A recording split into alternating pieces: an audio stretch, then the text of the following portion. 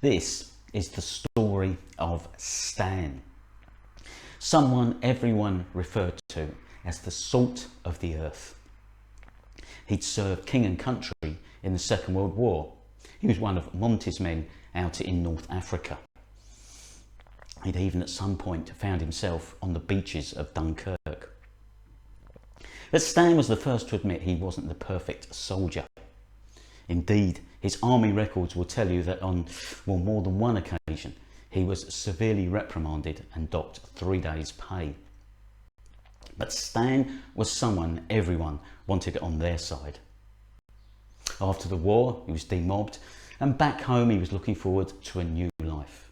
And indeed, he got married, he settled down, he had a family, but it didn't last forever. Stan would be the first to admit that he made some silly mistakes. But also, there were circumstances beyond his control which conspired against him, and in a perfect storm, he found himself losing everything. He was out on the streets, he was homeless. At first he gravitated towards the city centre, but found it was too dangerous, too many drugs, and so he migrated to one of the leafier suburbs. Stan being Stan again, he kept to himself and didn't bother anyone. Indeed, one of the local charity shops took a shine to Stan and always had a few things put by for whenever he called in. He was one of the favourites at a local soup kitchen, and Stan indeed was very grateful for a hot meal on a cold winter's night.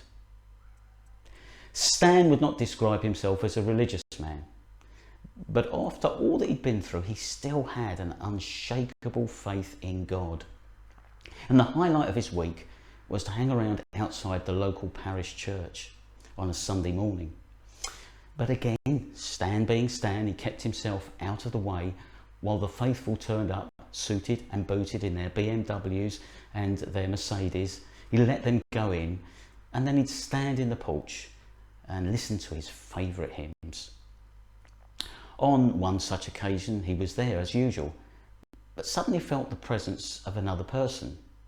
He looked round and, without hearing anything, saw another man there.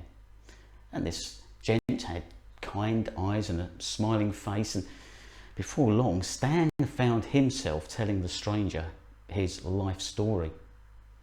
At the end of which he said, there have been occasions when I've plucked up courage to actually go inside the church and sit at the back. But the cold, hard, frosty stares and the none too subtle tut-tut-tuts have made it quite clear that I'm not welcome in there. But enough about me. Who are you? What's your name? Why are you here?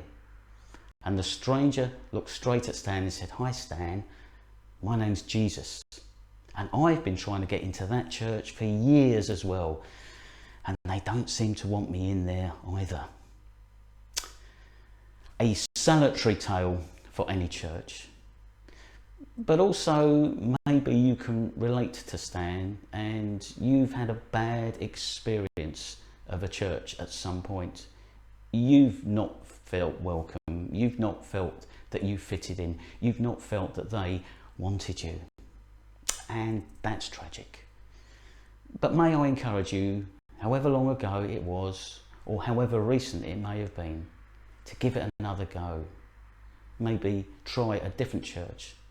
Things change, people move on, situations are different. Please don't give up. Do try again. Well, I don't know what you reckon, but it is worth a thought. But for now,